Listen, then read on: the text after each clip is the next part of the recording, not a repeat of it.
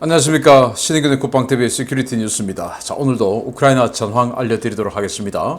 자, 우크라이나가 헤르손 전선에 대해서 전 전선에서 밀어붙였죠. 그리고는 반나절 만에 빠져나왔다. 이렇게 말을 했는데 지금 전과가 보니까 사상 최대의 전과가 지금 4일 연속으로 나오고 있어요.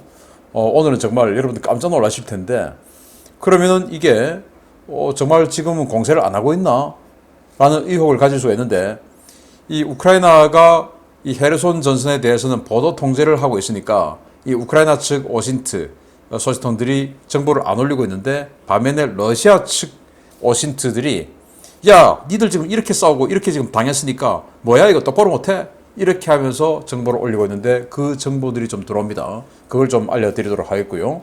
정말 러시아가 이건 무슨 이게 군대가 맞냐 싶을 정도로 어이없이 돌파당하는 이런 내용까지 알려드릴 텐데요. 정말 군대 다녀오신 분들 또는 장교로 복무하신 분들 보시면 기가 찰 겁니다. 그러면서 우크라이나가 계속 지금 너무나 자본이 넘쳐서 아주 고가의 탄약마저도 보병들에게도 때리고 있는 이런 상황까지 증언이 나왔습니다. 보도록 하겠습니다. 신인근 국방TV 구독, 알림, 좋아요 눌러주십시오. 전과를 먼저 보겠는데요. 병력, 무려 450명 사살했습니다. 전차, 무려 20세대 격파했습니다. 한 개 대대가 사라졌죠. 장갑차, 30세대 격파됐습니다. 진짜 한 개 대대 격파됐죠. 차량 세대 격파, 트레일러 등 특수장비 한 대 격파, 야포 24문 격파, 한 개 대대 넘게 격파됐습니다. 다련장 로켓 2문 격파, 헬리콥터 한 대 격추, 무인 항공기 2대 격추. 정말 어마어마한 전과입니다. 전차, 장갑차, 야포 할 것 없이 각각 전부 한 개 대대 정도씩의 장비가 격파가 됐고 그에 맞추어서 병력도 우리 한국군 편제로 봐서도 보병대대 이상의 병력이 전사했습니다.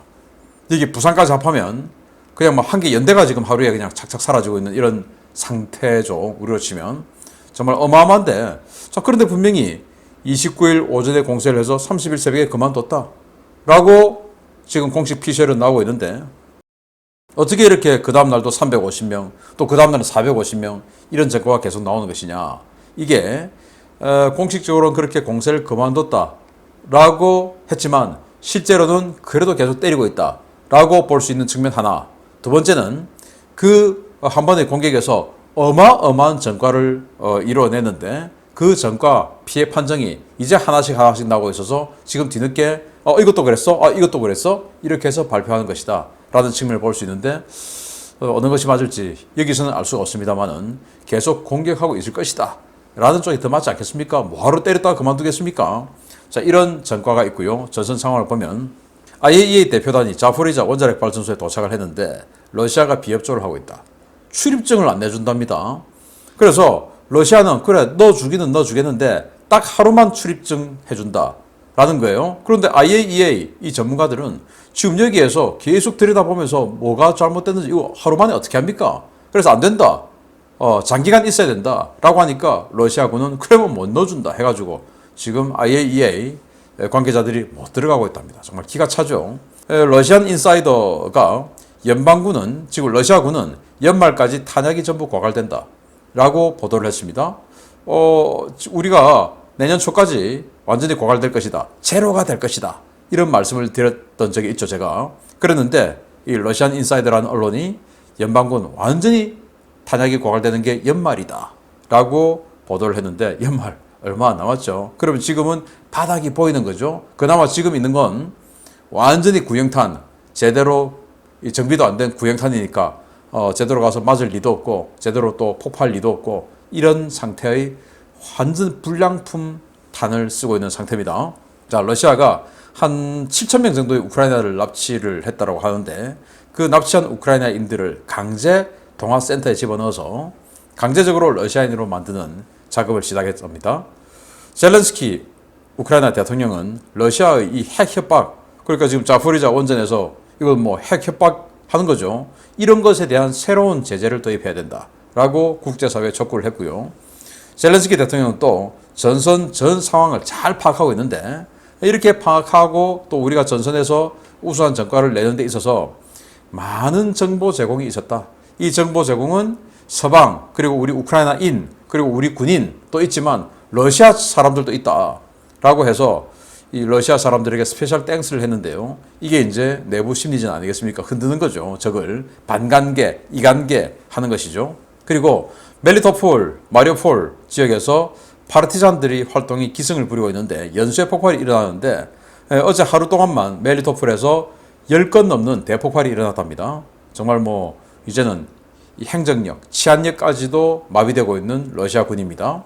러시아가 드니프로페트롭스크 주의 학교에 야간에 집속탄 공격을 해서 학교를 박살냈답니다. 낮이 아니었기에 망정이지 낮이었으면 대참사가 발생할 뻔했죠. 학생들. 학교를 왜 부숩니까 밤에. 참 기가 찬 자들입니다. 러시아가 남부전선 보급선 복구작전의 총력 태세에 들어가고 있는데 왜냐하면 지금 드네프르강 남쪽으로 내려오는 보급선, 보급 창구 다 지금 박살나 버렸죠.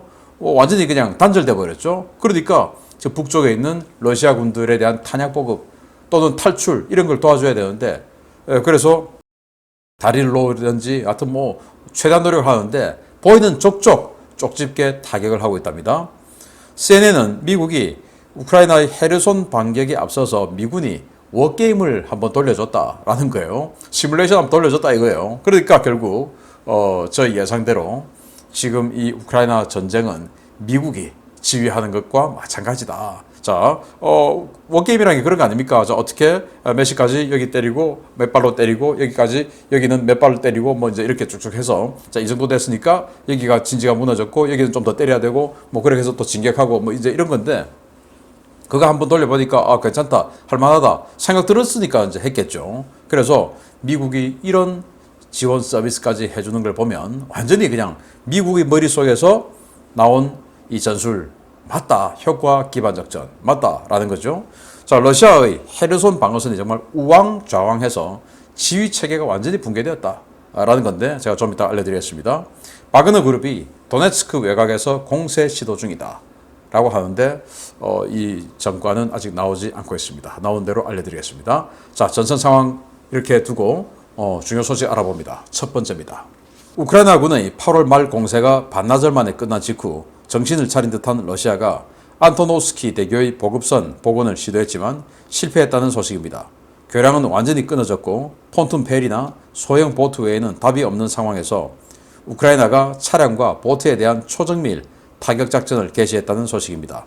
러시아가 헤르손 남부 안토노스키 대교의 절단된 보급선을 복원하기 위해 소형 보트와 차량들을 헤르손강 건너편 스로핀스크 일대와 드네프르강 일대로 속속 올려보내고 있으며 우크라이나가 이를 정밀 타격하고 있다고 헤르손 현지 오신트 소식통이 9월 1일 리포트했습니다. 이들은 안토노스키 대교 일대의 우크라이나군 공격 양상이 바뀌기 시작했다라며 이들은 정밀 유도 탄약과 드론, 전투기를 이용해 러시아군의 폰툰 페리와 차량을 쪽집게처럼 타격하며 러시아군 차량이 강변에 나타나는 족족 파괴하고 있다라고 전했습니다. 소식통들은 우크라이나군의 드네프르강 차단 작전은 장거리 정밀 유도 포탄과 전투기, 무인기 합동 작전에 의해 이루어지고 있으며 그 대상 지역은 헤르손, 스르핀스크 축선, 베리슬라보, 노바카오프카 축선으로 관측되고 있다고 전했습니다.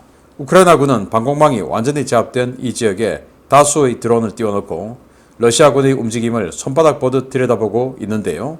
러시아군의 보급 차량이나 증원부대가 강변에 나타나거나 도하를 시도하는 족족 정밀 유도 무기를 이용해 파괴하는 전술을 구사하고 있습니다. 소식통들은 하이마스의 GMLRS나 155mm 자주포의 엑스칼리버 탄약이라고 하기에는 이동 표적에 대한 타격 정밀도가 너무 높다라며 최근 미국에서 우크라이나에 지원하기로 한 정밀 유도 로켓인 APKWS나 영국제 브림스톤의 지대지 버전이 투입된 것이 아니냐 하는 분석도 내놓고 있습니다. 이들 유도 무기는 최대 사거리가 8km 이내이기 때문에 우크라이나군이 이를 이용한 강한 차단 작전을 벌이고 있다면 헤르손 전선이 당초 알려진 것보다 훨씬 남쪽으로 내려왔다는 것을 의미하는 것인데요. 적과 직접 교전을 피하면서 적을 말려 죽이는 전술을 효과적으로 구사하는 우크라이나군. 정말 잘 싸우는 것 같습니다. 자, 이렇게 막 이 야간에도 화염, 폭음이 막 연이어서 강변 양쪽에서 이어지고 있다고 합니다. 그래서 드론을 딱 띄워놓고 보고 있다가 건너려고 그래? 차량이 왔네? 건너고 싶어? 알았어. 때려. 때려주는데 이 때리는 정확도, 이동하는 걸 때리려면 진짜 정확해야 되지 않습니까? 이건 GMLRS 이동하는 건 못 때리죠. 에스칼리버 이동하는 건 못 때리죠. 그런데 이 이동하는 것조차도 정확하게 때린 거 보니까 이 정도는 이 뱀파이어, 그러니까 APKWS 70mm 유도 로켓이죠. 그리고 브림스톤 같은 영국에서 지원하는 이런 것들이 오지 않고서야 이렇게 정밀할 수 있냐, 이동 표적에 대해서. 그래서 그런 것들도 이미 왔다. 자, 그래서 얼마나 많은 무기들이 들어갔냐. 이게 지금 미그 29에서 함 미사일 쏘는 겁니다. 그래서 뭐 이 함 미사일을 정말로 미그 29에 인티해줬냐, 아니면 미군 F-16이 직접 가서 때려줬냐, 이제 이런 것들 설왕설래가 됐는데 미그 29에서 함을 쏘는 이 영상 사진이 공개가 됐어요. 그 정도로 이제 대레이더 미사일 들어왔죠. 그리고 FKWS 쏘는 뱀파이어인데 이 뱀파이어 다량으로 들어갔지 않을까. 그러지 않으면 이렇게 강이 넓죠. 지금 아주 길게 펼쳐져 있는데 헤르손에서부터 노바카우프카까지 그 전부에 있는 이런 그 거느려고 하는 시도하는 이런 조그만 배들까지도 다 타격하는 거 보면 이거 많이 들어온 것 같다.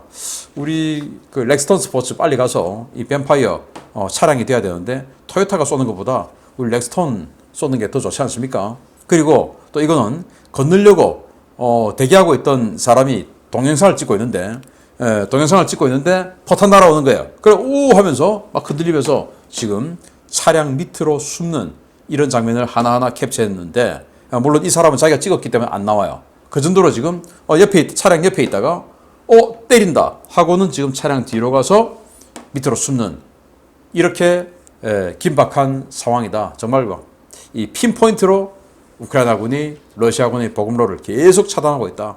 그래서 러시아는 지금 이제 탄약 다 떨어졌죠. 다 떨어져 가겠죠. 식량 없죠. 그리고 도망갈 길도 없죠. 어떻게 합니까? 항복해야죠. 항복. 자, 그리고 이거 정말 또 아주 재밌는 그림인데, 여기 러시아 국기 색칠을 한 이 얼굴의 사람이 있어요. 막 울고 있죠. 막 엉엉 울고 있는데, 이런 뭐가 하냐? No, 뭐 you can use airstrike. 야, 안 돼. 니들은 폭격할 수 없어. 왜냐? 우리는 말이야, 니들의 공군 146%를 부쉈단 말이야. 이러니까 이제 우크라이나 국기단 이 조종사가 Sorry, I didn't know. 난 모르겠는데. 이렇게 이야기하는 거예요. 이 말이 뭐냐? 러시아군이 자기네들도 아침마다 뭐 오늘은 우크라이나군 전투기 몇 대 격추했어. 이렇게 전가보고 계속 하지 않습니까? 그거 다 해보니까 우크라이나군이 가지고 있는 전투기 공격기의 총 숫자보다 146%, 1.46배나 더 많이 격파를 한 거예요. 그게 있을 수 없는 일이죠. 그보다 더 많이 격파했으니까. 그럼에도 불구하고 제공권은 지금 우크라이나군이 잡고 때리고 있으니까, 아니 니들 지금 우리는 니들 편제보다 146%나 더 지금 파괴를 했다고 하는데 어디서 나타나서 지금 우리를 때리는 거야. 니들은 그럴 수 없어. 그러면 안 돼. 라고 이럴 정도로 러시아는 거짓말을 많이 했다. 라는 이런 그림도 있습니다. 자, 이런 소식 가지고 두 번째 봅니다. 푸틴의 우크라이나 침공 작전을 맹렬하게 비난하며 푸틴에게 광대라는 조롱까지 했다가 지난 8월 중순 러시아군에 체포되었던 돈바스 반군 지도자 이고르 거킨이 전선에서 보고된 놀라운 사실을 폭로하며 러시아 측에 대책 마련을 요구하고 나섰습니다. 우크라이나군이 하이마스를 당초 알려진 용도와 다른 용도로 쓰고 있다는 소식입니다. 우크라이나군이 보유하고 있는 서방제 M142 하이마스 고기동 로켓 시스템은 이제 더 이상 종심 표적만 노리는 전략 타격용이 아니며 우크라이나군은 이를 최전선 보병에 대한 전술적 타격 무기로 쓰기 시작했다고 이고르 거킨 전 도네츠크 인민공화국 국방장관이 현지 시각 8월 31일 밝혔습니다. 거킨 전 장관은 헤르손 전선에서 우리 장병들은 노바카우프카 수력발전소와 다리, 최일선 보병진지들에 대한 우크라이나군 하이마스 패키지의 연속 포격에 시달리고 있다. 라며 저들은 미사일을 전혀 아끼지 않으며 엄청난 양의 미사일로 우리 장병들을 때리고 있다. 라고 지적했습니다. 거키는 많은 정보원들이 보고하고 있다. 분명히 그리고 굉장히 많은 하이마스 로켓탄이 최일선 보병진지를 공격하고 있으며 여기에는 미사일도 섞여 있다. 라며 우크라이나군이 227mm 로켓은 물론 에이테킴스 전술 탄도미사일까지 동원해 최전선의 전술 표적에 대한 타격 작전을 수행하고 있음을 시사했습니다. 이는 우크라이나가 소량의 하이마스를 전략 자산으로 애지중지하며 러시아군 중심 깊숙한 곳의 탄약고와 지휘소, 비행장 등의 전략시설 타격에만 동원했던 그동안의 운용 전술을 바꿨다는 것을 의미하는데요. 바꾸어 말하면 우크라이나군은 227mm 로켓과 에이테킴스 미사일 탄약 재고가 넉넉해 일반 보병 진지까지 포격에까지 동원할 정도로 여유 있는 상황이라는 것을 의미합니다. 227mm 로켓과 에이테킴스 미사일 조합 공격은 지난 1991년 걸프전 당시 이라크 공화국 수비대 방어진지에 시전되어 당시 이라크군으로부터 하늘에서 강철비, 스틸 레인이 쏟아져 모두를 죽였다라며 공포의 대상이 됐던 적이 있는데요. 우크라이나군의 이런 패키지 공격 역시 일선에서 러시아군에게 엄청난 공포를 안겨줄 것으로 보입니다. 거키는 점점 강화되는 우크라이나군의 화력에 대한 대응책과 도네츠크군의 피해를 줄이기 위한 대책 마련을 러시아에 요구했는데요. 이길 수 없는 적에게 자신들을 내모는 러시아에게 대책 마련을 요구하는 것보다 총구를 돌려 러시아를 몰아내는 것이 더 현실적이라는 사실을 도네츠크인들은 언제쯤 깨달을 수 있을지 모르겠습니다. 자, 이고르 거킨 2014년에 러시아의 지령을 받고 거병을 해서 반란을 했던 반군 지도자입니다. 도네츠크 인민공화국의 국방부 장관을 했고 이번 그 작전 전에 이제 축출이 되어서 지금은 야인인데 그래도 이제 지지자들이 많으니까 어떤 정치 세력으로서 활동을 하고 있죠. 이 이고르 거킨이 자기가 지금 보고 많이 봤는데 얘들 지금 하이마스 가지고 보병진지까지 때리고 있어. 이제 뭐 탄약 이런 거 아니고 보병진지까지 때리고 있어. 그 정도로 지금 탄이 많아. 라고 이야기를 한답니다. 하이마스의 227mm 로켓탄은 크게 기본탄인 32km 날아가는 탄, 그리고 45km 날아가는 탄, 그리고 GMLRS도 이제 여러 가지 탄이 있는데 기본적으로 한 70km 날아가는. 그래서 32km 날아가는 탄은 644개의 자탄이 있어요. 자탄 644개가 하늘에서 수리탄보다 더 센 그런 자탄이 쏟아져서 막 터지는 겁니다. 축구장 한 2개 면적이 그냥 날아가죠. 그리고 45km 날아가는 탄, 이거는 이제 자탄이 518개, 조금 줄었지만 그래도 엄청나죠. 그리고 GMLRS 70km 날아가야 되니까 자탄 좀 적습니다. 404개. 이런 자탄이 쏟아져서 보병들 때리면 야, 이거 어떡합니까? 그런데 여기 보시면 뭔가 하늘에서 막 뻐붕 터져가지고 쪼개져서 이렇게 내려오죠. 이게 에이테킴스의 자탄이 터져가지고 하늘에서 에어버스트로 터져서 쏟아지는 거예요. 그리고 이제 이렇게 뭐 어마어마한 넓은 면적을 초토화시켜버리는 장면인데 이게 이제 에이테킴스입니다. 에이테킴스 같은 경우는 165km 날아가는 기본형 탄이 있고 300km 날아가는 사거리 연장탄이 있죠. 이 에이테킴스 미사일은 기본탄이 950개의 자탄, 그리고 300km 날아가는 사거리 연장탄은 300개의 자탄인데 이건 이제 227mm 로켓탄 들어간 것보다 더 큰 자탄이 있어요. 그래서 뭐 이 장갑차의 상부 장갑도 뚫어버린다. 이렇게 이야기를 하는데 그런 어마어마한 위력의 탄을 또 엄청나게 비싼 이 탄을 이런 거 200만 달러씩 하니까 이런 걸 보병진지에 지금 때리고 있다. 그 정도로 지금 우크라이나군이 무지막지하게 지금 풍요롭다. 대책 좀 세워라. 라고 러시아에 촉구를 하는데 그리고 자기는 지금 권력에서 밀려나 있으니까 지금 도네츠크 인민공화국 지도부들 무능하다. 그러니까 내 가족이 가면 나 이길 수 있다. 뭐 이 말까지 하는 거죠. 이 상황에서도 지금 밥그릇 챙기려고 하는 겁니다. 아무튼 이런 상황까지 알려지고 있고, 자, 러시아군이 얼마나 허무하게 무너지는지 보여드리겠습니다. 세 번째입니다. 남부전선에 대한 지난 8월 29일 대공세, 우크라이나군이 별다른 언급을 내놓지 않고 있는 가운데 영국 국방부가 8월 31일 우크라이나가 남부전선을 크게 남쪽으로 밀어냈다는 정보 보고를 내놓았습니다. 전선에서 보고되고 있는 공세 당시의 믿기지 않는 상황에 대해 친러, 반러 소식통들의 갑론을박이 이어지고 있습니다. 러시아군 정말 갈 때까지 간 것 같습니다.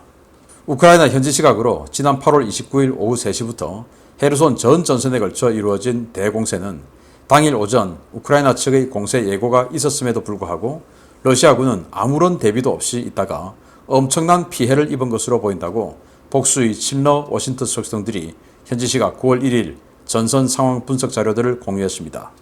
이들은 우크라이나군은 8월 29일 대대적인 기습 공격을 감행했는데 일부 전선을 제외하면 러시아군 대부분은 다음 날인 8월 30일 오후까지 아무런 대응을 하지 않았다. 라며 노바카호프카 북쪽의 슈키스타복 지역의 경우 29일 오후에 시작되어 이길 새벽에 끝난 우크라이나군의 공세에 대한 반격작전이 8월 30일 저녁에나 이루어졌다.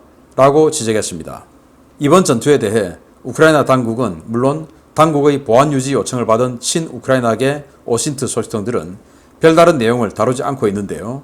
친러 오신트 소식통들은 29일부터 31일까지 벌어진 러시아 진영의 황당한 상황들을 폭로하며 누군가 이 사태에 대해 책임을 져야 한다고 목소리를 높이고 있습니다.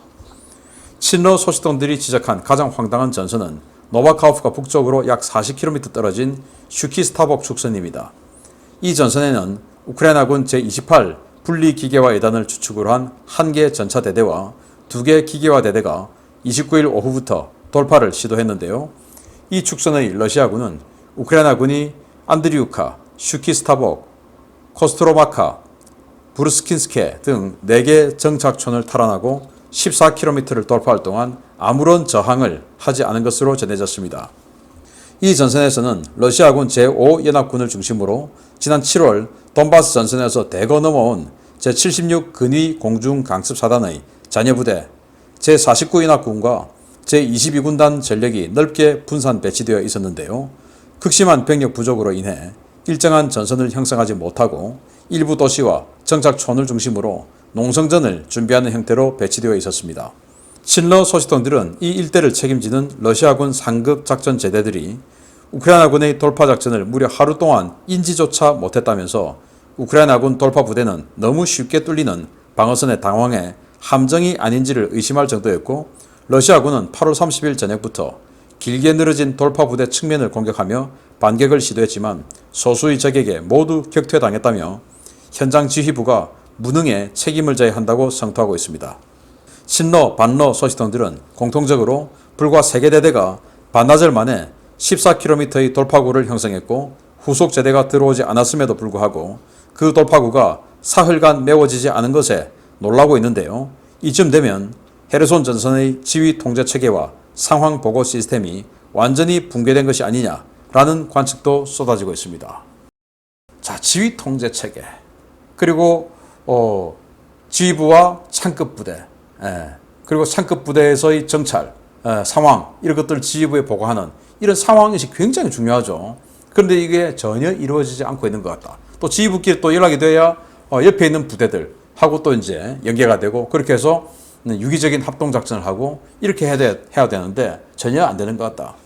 자, 이 지도를 한번 보시면요. 여기 이제 전선이 이런 식으로 형성되어 있었지 않겠습니까? 그런데 1개 전차대대 그리고 2개 기계화 대대가 여기를 이제 중심 돌파를 시도한 거예요. 근데 너무 쑥 들어와 버린 겁니다.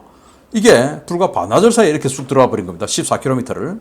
그래서 여기가 최초 안드리우카라는 지역인데 여기서부터 이제 스타트를 해서 여기 슈키스타복이라는 데까지 왔어요. 쑥 들어갔네요. 여기 이제 정착촌이니까 여기도 아무 반항 없어. 또 더 가자 해서 또 이제 와본 겁니다. 이 코스트로마카 이 또 정착촌이죠. 그런데 또 큰 저항이 없어. 또 가자. 근데 계속 들어가려고 하니까 뭔가 좀 찝찝해. 그래서 커브 좀 틀자 해가지고 이렇게 뒤로 또 들어간 겁니다. 부르스킨스케까지 들어갔는데도 14km를 들어갔는데도 아무런 저항 없이 들어왔고, 그리고는 여기 있었는데, 자, 이렇게 되면 지각 있는 사람 같으면 1개 부대가 이런 식으로 쑥 들어가면 여기 양쪽에 있는 러시아군이 이걸 메워버리면, 입구를 메워버리면 이거 포위되지 않습니까? 그럼 당연히 메워야 되죠. 그런데 이 30일 새벽에 여기서까지 들어와가지고 스탑했는데 그 30일 저녁까지 아무런 조치도 하지 않고 있고 그냥 이렇게 계속 뚫려 있는 상황이었어요. 그러다가 30일 저녁부터 이걸 이제 치기 시작했는데 그것도 지금 3일 지났는데 하나도 메우지 못했다. 그러면은 이 14km에 3개 대대가 늘어져 있으면 굉장히 이제 옅은 어떤 밀도로 지금 늘어져 있을 텐데 그걸 옆에서 치고 들어가는데도 못 치고 들어가고 잘라먹지 못하고 있다. 라고 하는 이 상황 인식이 안 되는, 지휘 통제가 안 되는 상황, 그리고 무능력한 상황, 무기력한 상황, 이런 것들을 지금 러시아 측 오신트 소식통들이 알려주고 있어요. 안 그러면 알 수가 없죠. 자, 그래서 28 기계화 여단이 이런 식으로 쑥 들어가고 있는데 평원이잖아요. 그러면 뭐 반격탄이 나오고 해야 되는데 없어요. 그래서 분명히 젤렌스키 대통령이 29일 오전에 자 오늘부터 공세한다 라고 했으면 당연히 전선 참호 다 자리 잡고 또 화점 다 잡아서 저 여기에 때려 적들이 이쪽으로 올 거니까 여기 때리고 뭐 때리고 이런 거 화점 다 설정해 놓고 기관총 다 거치해 놓고 있어야 될 거 아니겠습니까? 전혀 하고 있지 않다가 쑥 들어오니까 그냥 우왕좌왕 하더라는 겁니다. 그러면서 여기 참호가 있어요. 참호에 지금 엎드리고 있어요. 교통호에다가. 아니 그러면은 참호에서 거총하고 반격 사격하고 해야 되는데 엎드려 있어요. 그래서 이 엎드려 있는 여기에다가 지금 폭탄 떨어뜨리고 있는데 드론에다가 폭탄 달아가지고 떨어뜨리는 거 60mm 박격폭탄 떨어뜨리고 있답니다. 이 엎드리고 있다가 좀 이따 죽는 거죠 이거.